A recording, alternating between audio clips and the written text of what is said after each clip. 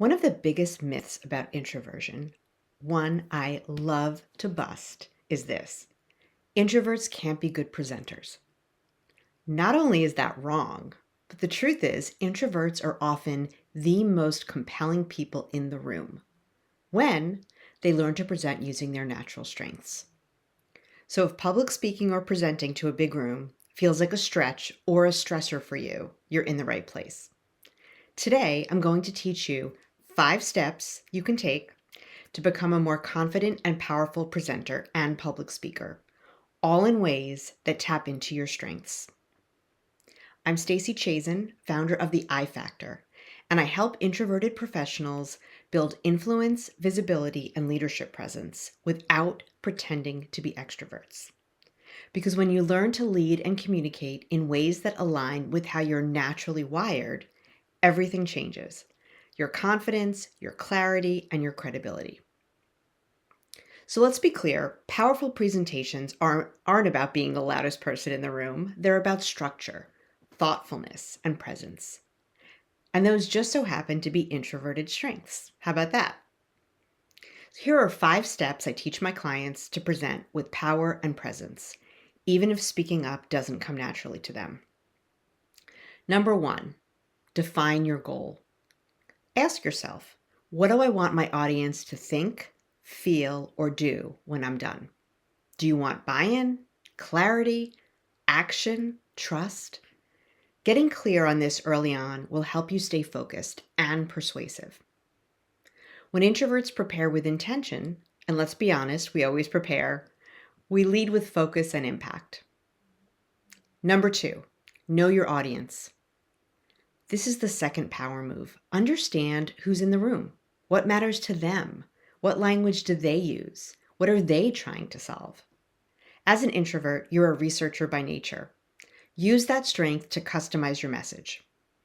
Because when your message meets their moment, they're going to listen closely. Number 3, use storytelling. Introverts are master observers and deep thinkers. Many of us, myself included, are also voracious readers. That makes us powerful storytellers. Even a well-chosen short story, something personal, emotional, or mission-driven, can turn a presentation from forgettable to unforgettable. Data might get attention, but stories get remembered.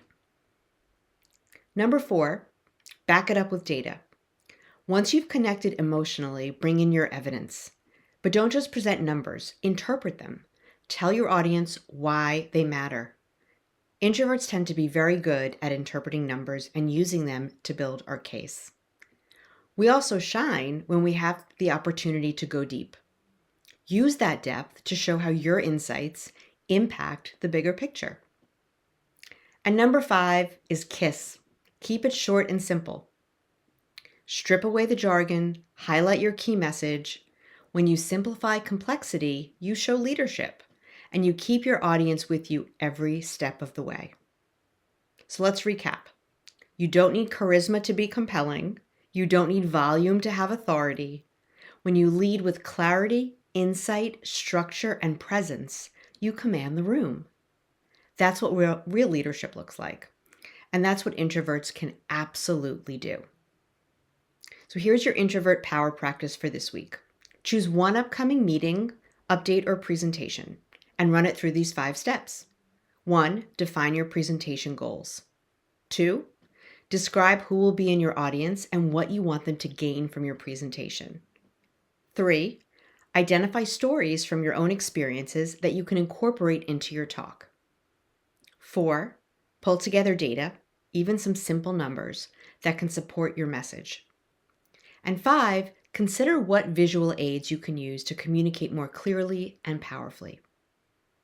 When you prepare to speak this way, with clarity and structure, and in ways that use your natural strengths, you don't just speak, you influence, and you rock the stage.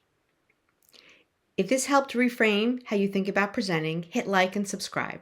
I share weekly videos for introverted professionals ready to lead, speak, and succeed on their own terms. Until next time, power on.